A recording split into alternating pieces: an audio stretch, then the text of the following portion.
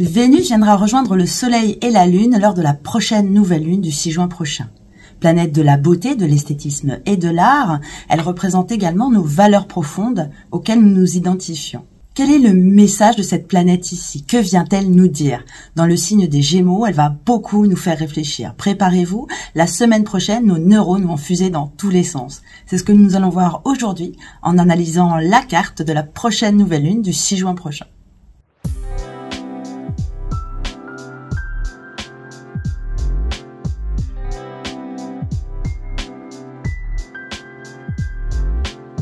Bonjour à tous et bienvenue sur cette nouvelle vidéo. Comme d'habitude, nous allons décrypter le thème de la prochaine nouvelle lune. Comme je vous le disais en introduction, ce sera Vénus qui sera à l'honneur. On va beaucoup en parler. Elle véhicule énormément de symboles, cette planète, et justement, on va beaucoup parler de symboles parce que, les symboles sont très importants et pas qu'en astrologie. Ils parlent à notre inconscient et parfois, on comprend beaucoup mieux les choses en regardant simplement un symbole que avec de longues explications. Et justement, cette carte est vraiment très riche en symboles et c'est ce qu'on va voir aujourd'hui en analysant cette carte. Mais juste avant, n'hésitez pas à me soutenir simplement en likant cette vidéo, ça m'aide toujours au référencement. Abonnez-vous si ce n'est pas déjà fait pour être prévenu des prochaines vidéos. Et si vous avez des remarques ou des ressentis à faire par rapport à cette nouvelle lune, notez-moi-le en commentaire, c'est toujours très enrichissant. Donc, allons-y, voici cette carte de la nouvelle lune, donc conjonction soleil-lune, ça sera le 6 juin prochain à 14h38 exactement. Donc, comme vous pouvez voir sur la carte, la lune est exactement au même degré que ce soleil et cette lune, à 16 degrés du signe des Gémeaux. Alors, on va beaucoup en parler de cette Vénus, forcément, mais avant cela, je voudrais simplement refaire un point sur une nouvelle lune et la symbolique de la nouvelle lune, bien entendu. Alors, le cycle du soleil et de la lune est un cycle très important dans nos vies parce qu'il rythme vraiment nos vies au quotidien. On est vraiment sur du court terme. La lune se déplace dans le zodiaque sur 28 jours à peu près et elle met 2 jours et demi par signe et du coup, elle change comme ça régulièrement de tonalité. À chaque fois qu'elle va passer dans un signe, elle va se mettre dans une autre position face au soleil et du coup, ça va être une étape de ce cycle. Alors, je sais que la pleine lune a vraiment beaucoup la cote. En général, j'ai beaucoup plus de vues sur les pleines lunes que sur les nouvelles lunes. Alors, c'est sûr que la pleine lune, on voit la lune en grand, c'est un grand cercle dans le ciel, et surtout lorsqu'elle est près de la Terre, c'est parfois très impressionnant. Donc, c'est un magnifique spectacle, et c'est sûr que au moment de la nouvelle lune, on ne voit rien. Justement, la lune est cachée par le soleil puisque elle est en conjonction avec lui, c'est-à-dire qu'elle transite le ciel en même temps que lui, c'est-à-dire le jour. Et du coup, la nuit, elle est de l'autre côté de la Terre et du coup, on ne voit rien. Et pourtant, en astrologie, c'est vraiment une étape cruciale, cette nouvelle lune, parce que c'est le début du cycle de la lune. Donc, c'est une conjonction du soleil et de la lune. Le soleil, le principe masculin, qui symbolise le père en astrologie, et la lune, le principe féminin, qui symbolise la mère en astrologie. De cette rencontre, il va y avoir fécondation. Et c'est pour ça qu'à la nouvelle lune, je vous dis toujours, c'est le moment de semer une graine. Effectivement, il y a eu fécondation, donc il va y avoir un nouvel être qui va naître. Donc un être bien sûr au sens figuré, bien entendu. Ça peut être une nouvelle idée, ça peut être un nouveau projet, ça peut être de nouvelles envies également, mais quoi qu'il en soit, il y a cette notion de naissance dans une nouvelle lune. Et lorsque la lune aura fait le tour juste avant de revenir sur sa position, le cycle sera terminé, puis on va de nouveau féconder quelque chose d'autre. Et c'est ainsi que, au cours de notre vie, petit à petit, cycle après cycle, on va pouvoir venir créer plusieurs choses et puis justement faire un ensemble pour cheminer justement vers notre chemin de vie. Voilà, donc ça, c'était le premier principe de ces 3 planètes, donc la relation entre le Soleil et la Lune. Maintenant, intéressons-nous à Vénus. Alors Vénus, ici, elle est dans une position très importante par rapport au Soleil, notamment, puisqu'elle est en train de dépasser le Soleil. Elle est beaucoup plus rapide que lui en ce moment, et elle était avant le Soleil, c'est-à-dire que on la voyait le matin. On appelle ça Vénus Lucifer, Vénus, la petite étoile du matin, le porteur de lumière. À présent, elle va passer à peu près 14 jours où on ne la verra plus parce que justement elle est conjointe au soleil et donc les rayons du soleil nous empêcheront de la voir forcément. Et puis lorsqu'elle va être suffisamment loin du soleil, on va pouvoir la retrouver, mais cette fois le soir.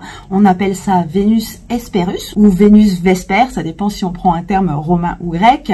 Voilà, on la retrouve plus communément sous le nom de Vénus Hespérus et du coup elle apparaît juste après le coucher du soleil et on l'appelle aussi l'étoile du berger. Dans le tarot de Marseille, Vénus est représentée par la carte de l'impératrice. Donc l'impératrice, symbole de la femme forte, donc féminine bien sûr, mais il y a quand même un petit côté masculin parce que chez les Assyriens et les Babyloniens, eh bien, elle était représentée par la déesse Ishtar. Et là, la tradition était que, eh bien, lorsque Vénus était avant le soleil, qu'elle était le matin, donc Vénus Lucifer, elle développait plus sa part féminine. Et lorsqu'elle passe en Vénus Hespérus, donc après le soleil, lorsqu'on la voit le soir, eh bien, elle développe plus son côté masculin. Donc, ça devient une Vénus guerrière, une Vénus active. Donc, bien entendu, ici, on n'est pas sur une histoire de genre. Je le répète à chaque fois. Donc, il faut entendre le principe féminin comme yin et le principe masculin comme yang. Ça n'a rien à voir entre l'homme ou la femme, bien entendu. De toute façon, homme ou femme, on a tous en nous une part de féminité et une part de masculinité. Alors, ce concept, on va en reparler très bientôt. Donc, je vais vous demander de bien retenir cela parce que sur une prochaine vidéo, eh bien, on va s'en servir. Une prochaine vidéo que je vous mettrai normalement en ligne courant juin et qui, je pense, va vous intéresser, mais on va garder la surprise pour le moment. Donc, retenez simplement pour cette vidéo ce concept de Vénus Hespérus lorsqu'elle est après le soleil dans ce secteur, donc avec un principe plutôt masculin, et puis de Vénus Lucifer lorsqu'elle est dans ce secteur avec un principe plutôt féminin. Et du coup, si vous avez vu ma vidéo sur le mois de mai, eh bien, on a justement parlé de la conjonction Mercure-Soleil le 14 juin avec sa conjonction supérieure. Et bien ici, c'est exactement le même principe avec Vénus. C'est la conjonction supérieure de Vénus. Donc, ça représente l'apogée de sa puissance. C'est là où elle est au maximum de sa vitesse. Et donc, elle est très forte. C'est là où elle développe le plus de puissance. Voilà. Donc, maintenant qu'on a bien vu ces deux notions, Soleil-Lune avec fécondation d'un côté, et puis Soleil-Vénus qui développe la puissance de Vénus, eh bien forcément on va faire le lien entre tout ça. C'est quand même assez rare que Vénus arrive à son point d'apogée avec le soleil alors que la lune est présente également. Donc on peut parler ici d'un accouchement, de l'accouchement de quelque chose. Donc cette nouvelle lune ici, bien sûr, elle va, comme d'habitude, comme tous les 28 jours, accoucher de quelque chose qui va durer le cycle lunaire. Mais cette Vénus qui vient ici, qui vient d'être accouchée en quelque sorte par la conjonction Soleil-Lune, eh bien elle va durer beaucoup plus longtemps puisque eh bien Vénus n'est pas toujours en conjonction avec le Soleil alors que la Lune est là. Donc là, Vénus va nous donner une notion de long terme. En général, on a une conjonction Soleil-Vénus tous les ans, une fois en conjonction supérieure et une fois en conjonction inférieure lorsqu'elle rétrograde. Donc une conjonction supérieure, c'est tous les 2 ans, c'est quand même assez rare. Et le fait que la Lune soit présente, c'est encore plus rare. Donc la rareté est toujours précieuse et toujours très importante en astrologie. Alors, comme je vous le disais en introduction, souvent lorsqu'on pense à Vénus, on pense à la planète de l'amour, de la beauté, de l'esthétisme, du plaisir aussi lorsqu'elle est en taureau et des relations lorsqu'elle est en balance. Mais elle n'est pas que ça. Elle représente également nos valeurs. Qu'est-ce qu'on donne comme valeur à certaines choses dans notre vie? Et en sophrologie d'ailleurs, on utilise beaucoup cette notion de valeur afin de mieux nous connaître, afin de mieux nous définir, savoir qui nous sommes en fonction de nos valeurs. Dans le signe des Gémeaux, c'est une Vénus qui n'est pas du tout superficielle. C'est une Vénus qui est beaucoup plus cérébrale. C'est la femme qui pense, qui réfléchit, la femme qui étudie également. Et du coup, elle va nous faire énormément réfléchir par rapport à nos valeurs. Quelles sont nos grandes valeurs?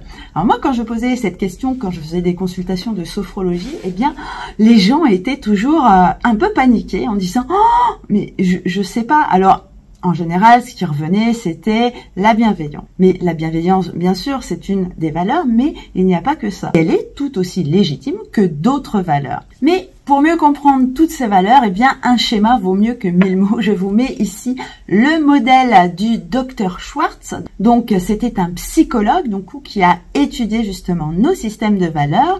Et du coup, il a identifié 10 grands groupes de valeurs, et ça tombe bien parce qu'il y a 10 planètes en astrologie, et du coup on peut associer, je ne sais pas si quelqu'un l'avait déjà fait d'ailleurs, mais on peut associer chaque valeur à une planète. Et souvent, on remarque que la valeur à laquelle on accorde le plus d'importance, eh bien, c'est souvent la valeur de notre planète dominante. Donc, je vous donnais tout à l'heure comme exemple la valeur de bienveillance, qui est ici représentée par Neptune.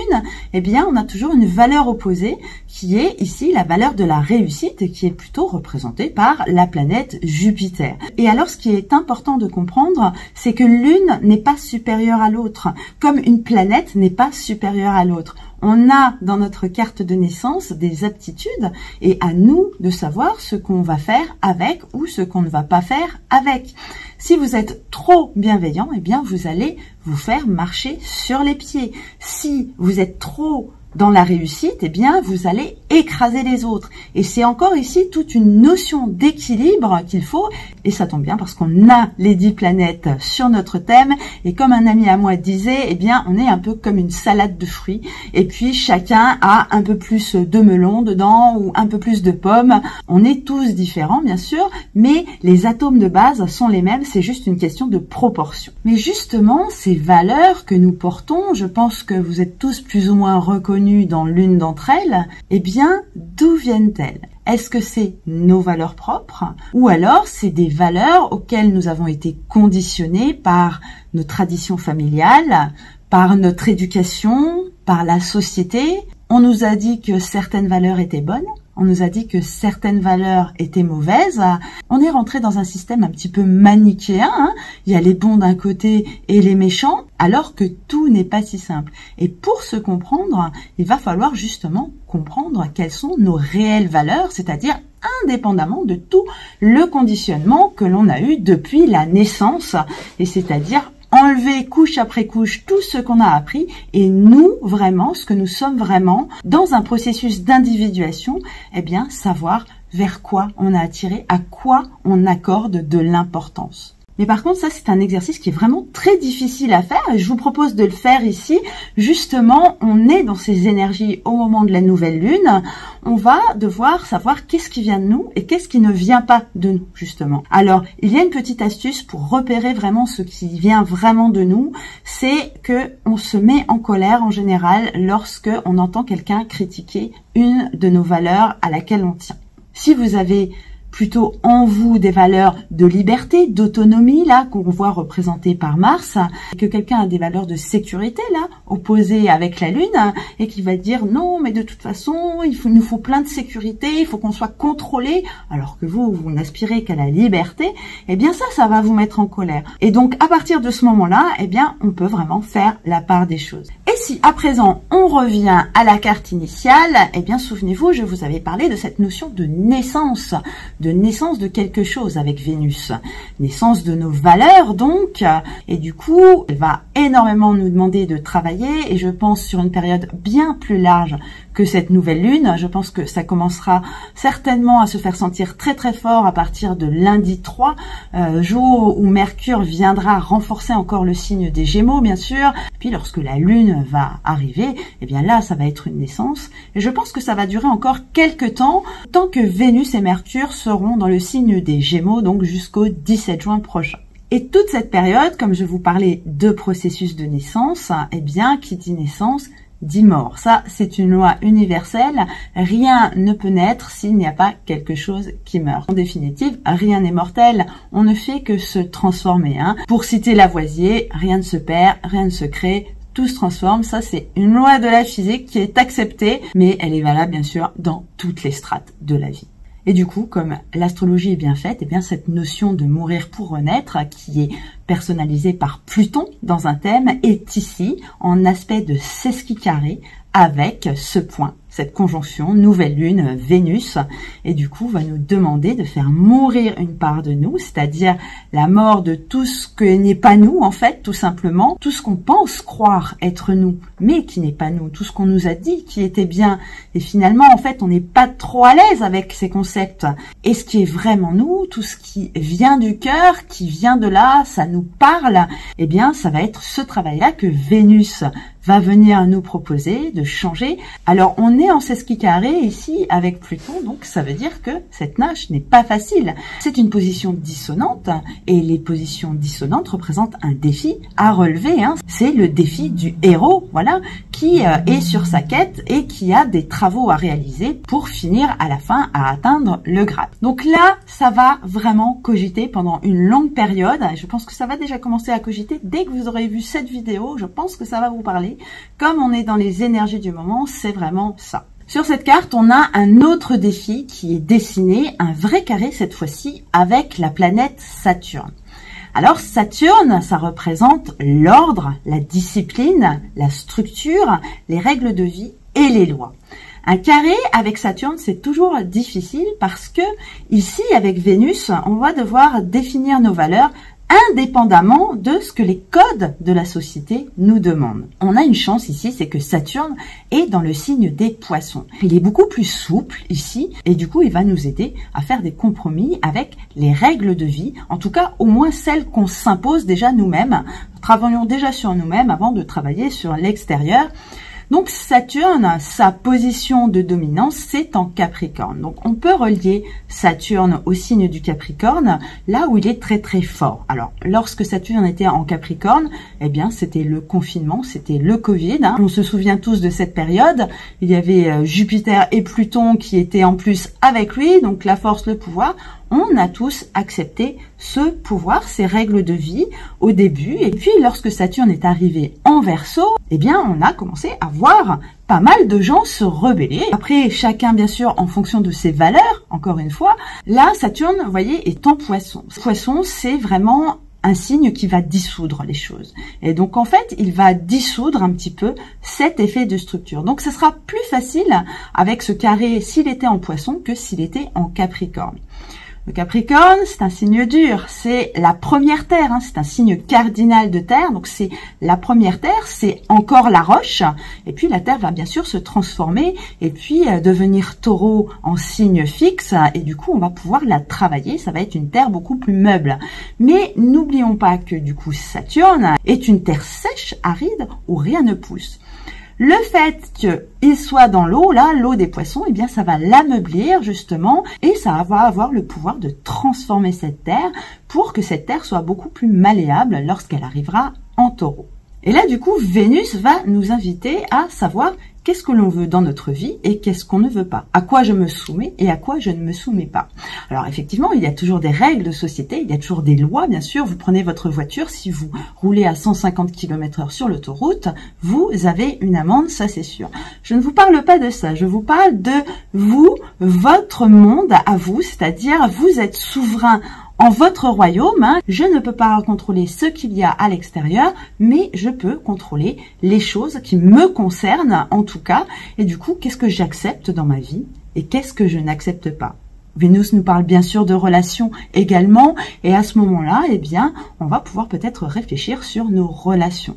Y a-t-il des relations toxiques dans ma vie? Y a-t-il des gens que je me force à côtoyer et qui finalement, en fait, me plombent parce que vraiment, ils ont un discours qui ne vibre pas du tout avec moi? Est-ce que je m'entoure vraiment de personnes qui vivent au même diapason que moi?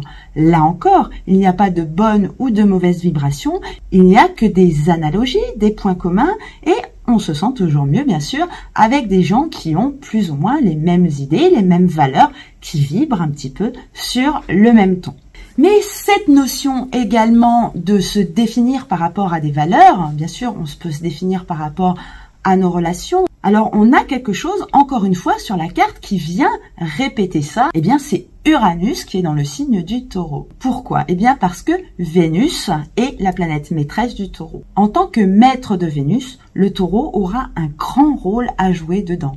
Et du coup, ici, qu'est-ce qu'on retrouve dans le signe du Taureau? Eh bien, comme par hasard, Uranus, la planète de notre unicité, de notre individuation, de notre positionnement, de nos idées également, les grandes idéologies auxquelles on adhère. Eh bien voilà, lorsqu'on fait vraiment le tour de cette carte, on remarque toujours que dans l'astrologie, il y a souvent plusieurs aspects qui se répètent. Et plus il y a d'aspects qui se répètent sur une carte, et plus le thème insiste sur un domaine, et du coup, plus les énergies vont être fortes forcément. Et je sais qu'on a toujours coutume de terminer par l'analyse de la nouvelle lune ou de la pleine lune, signe par signe, mais pour moi ici, ça ne serait pas vraiment pertinent. Donc une fois n'est pas coutume, on va faire autrement, parce que tout ce qui est idéologique, justement, c'est un peu un sens collectif parce que on est plusieurs à avoir ces mêmes valeurs, ces mêmes idées. Et donc, on va plutôt s'intéresser aux planètes transsaturniennes, aux planètes collectives. Et du coup, on va s'intéresser justement aux générations de planètes. C'est vrai que je n'en ai pas souvent parlé ici, mais ces planètes, donc qui avancent très très lentement dans le ciel, ont un aspect générationnel. Et c'est ça ici que Vénus va venir toucher, ce sont ces planètes-là. Et du coup, on va plutôt regarder par rapport à votre thème, donc ça va être facile, même si vous ne connaissez rien en astrologie, ça va être par rapport à votre année de naissance, surtout, eh bien ça va travailler plus ou moins fort dans un domaine en particulier. Eh bien, du coup, ces planètes, on va les prendre dans l'ordre du système solaire, pour ne pas les fâcher, bien sûr. On va commencer par Uranus. Donc, cet aspect-là de nouvelle lune Vénus va agir sur les générations qui ont Uranus, donc soit en carré en Vierge, soit en opposition en Sagittaire. Donc, normalement, les personnes qui ont Uranus en Vierge sont celles qui sont nées entre 1962 et 1969. Et les personnes qui ont Uranus en Sagittaire, eh bien, ce sont les personnes qui sont nées entre 82 et 88. Alors, vous ferez quand même attention parce que sur les bornes d'âge, au début de période et en fin de période, eh bien, comme les planètes rétrogradent souvent, eh bien, il se peut que ça ne soit pas les dates exactes, il se peut que ça déborde ou que ça soit restreint en fonction de votre mois de naissance si vous êtes sur une année charnière. Donc, c'est important de faire attention à ça, vous pouvez regarder sur votre thème.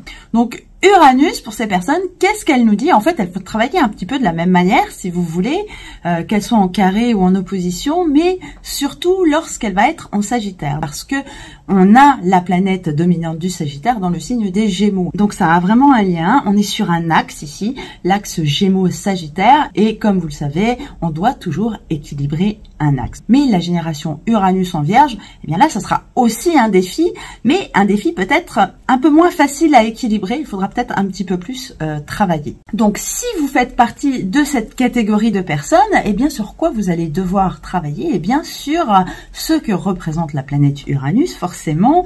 Donc les grandes idées, une vision de l'avenir, le progrès, et puis aussi votre individualité. Donc là, ça va être très très important pour savoir qui vous êtes, parce que Uranus, justement, c'est la planète qui concerne notre individu en tant que tel, avec tous ses aspects, bien sûr, et en faisant fi de tous les conditionnements.